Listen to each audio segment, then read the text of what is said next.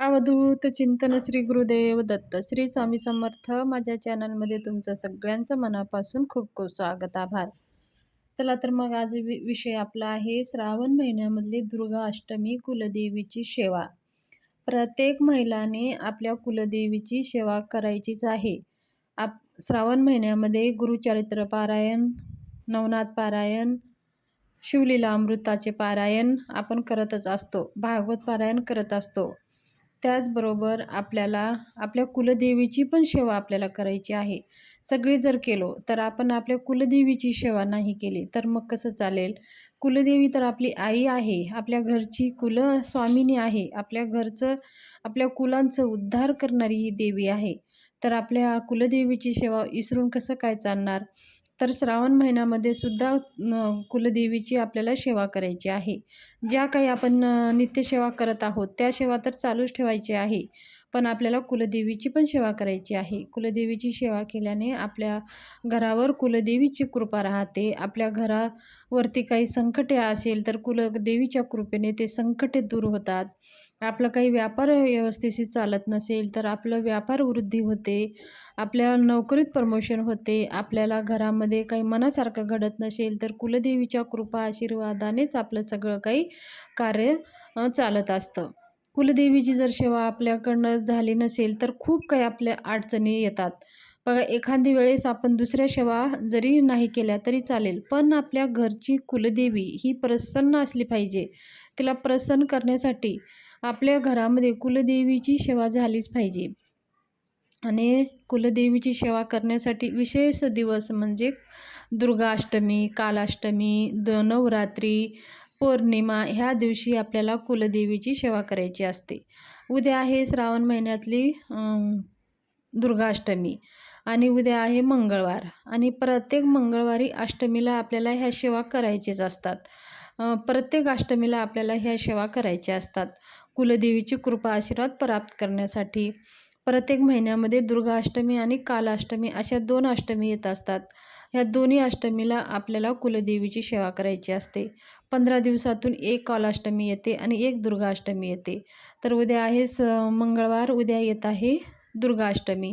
तर आपल्या ह्या दुर्गाष्टमीच्या दिवशी कुलदेवीची ह्या साध्या सोप्या आपल्याला सेवा आपल्याला आवर्जून करायची आहे. दुसरी सेवा थोडी राहिली तरी पण चालेल, पण आपल्या घरच्या आईची, घरच्या कुलस्वामिनीची सेवा आपल्याला करायची आहे.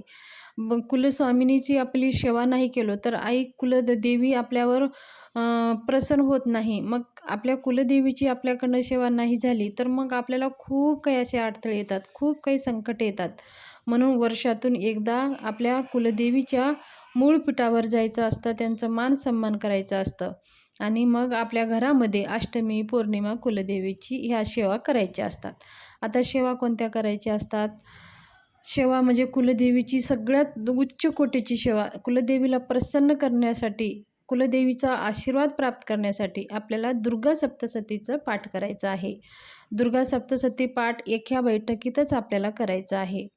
एका बैठकीत म्हणजे आपण जर वाचायला सुरू केलो तर आपण पूर्ण 13 अध्याय झाल्यावरच आपल्याला उठायचं आहे. दुर्गा सप्तशतीचं पाठ करण्यासाठी काही नियम आहे. थोडंसं आपल्याला ऐकू येईल एवढ्या आवाजामध्ये आपल्याला वाचन करायचं आहे. मध्येच आपल्याला उठायचं नाही. असं नाही की आता 2 अध्याय वाचलं मग मुलं थोडे त्रास देतात, मग आपण दुसरे बाकीचे अध्याय वाचले, असं आपल्याला करायचं नाही. दुर्गा सप्तशतीचं एक पाठ करण्यासाठी एका बैठकीतच करायचं आहे आणि ती वेळ तुम्ही ठरवून घ्या. 1 तास ते सव्वा तास ह्या सेवेला लागते आणि असा वेळ तुम्ही ठरवा की ह्या वेळेमध्ये आपल्याला कोणी त्रास देणार नाहीत.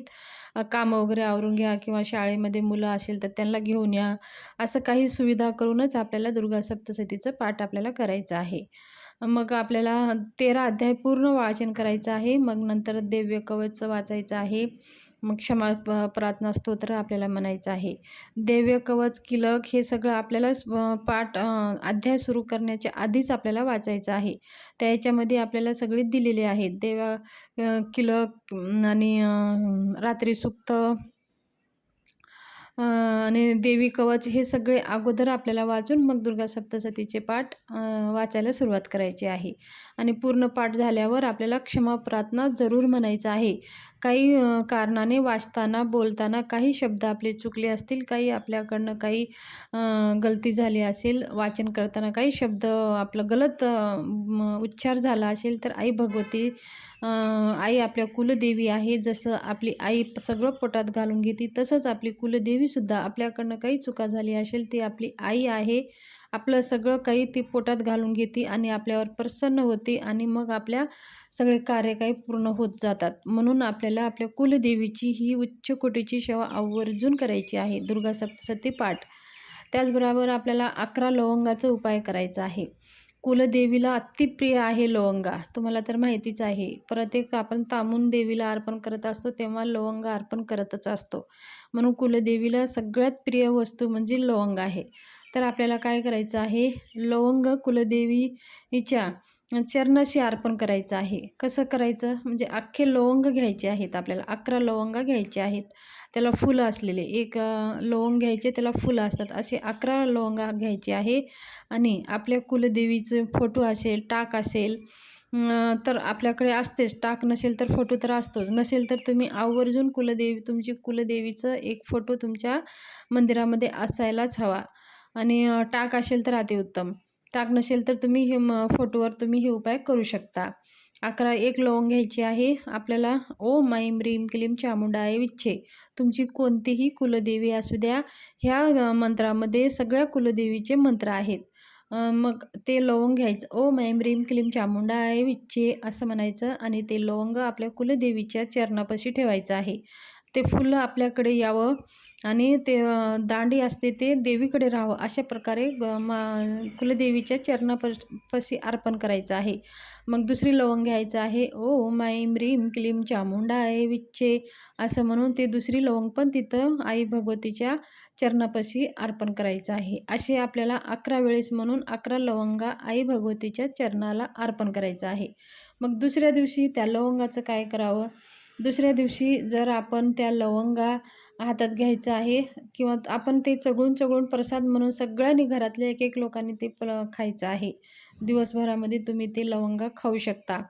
आणि जर उरले, जर तुम्हाला खाणं शक्य नसेल, तर आई भगवतीसमोर काय करा, 2 कापूर घ्या आणि 2 हे घ्या, कापूर घ्या आणि 2 त्या उरलेल्या लवंगा आई भगवतीसमोर तुम्ही प्रज्वलित करू शकता. आई भगवतीला समोर प्रज्वलित केले तरीही पण आपल्याला तेवढंच पुण्य लागतं. कारण का त्या वासानं आई भगवतीपर्यंत आपली इच्छा पूर्ण जात असते. आपली मनोकामना आई भगवतीपर्यंत पोहोचत असते.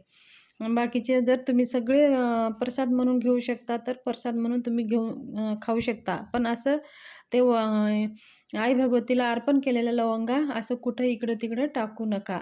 म्हणजे आपण देवीसमोर प्रज्वलित केले तरी पण चालेल किंवा प्रसाद म्हणून खाल्लं तरी पण चालेल. अशा प्रकारे आपल्याला कुलदेवीच्या 11 लवंगाचा उपाय करायचा आहे. असे केल्याने आपली कुलदेवी प्रसन्न होती, आपल्या कुलदेवीचं कृपा आशीर्वाद प्राप्त होते आणि आपले सगळे कार्य मार्गी लागायला मदत होते. कुलदेवीच आहे, आपल्या घराची कुलस्वामिनी आहे. तर ही माहिती तुमच्याशी शेअर करायची होती. माहिती कशी वाटली, आवडली असेल तर व्हिडिओला सबस्क्राईब करा, लाईक करा आणि व्हिडिओ जास्तीत जास्त ग्रुपमध्ये शेअर करा, म्हणजे त्यांनासुद्धा कळेल कुलदेवीची सेवा कशी करायची. तुम्ही जर हा व्हिडिओ शेअर केला आणि त्यांनी हा व्हिडिओ पाहून जर कुलदेवीची सेवा केली तर तुम्हालासुद्धा पुण्य लागेल. तुमच्यामुळे कोणीतरी त्यांच्या स्वतःच्या कुलदेवीची सेवा केली जाते. धन्यवाद. शुभ दिवस जावो. सगळ्या तुमच्या इच्छा पूर्ण करो.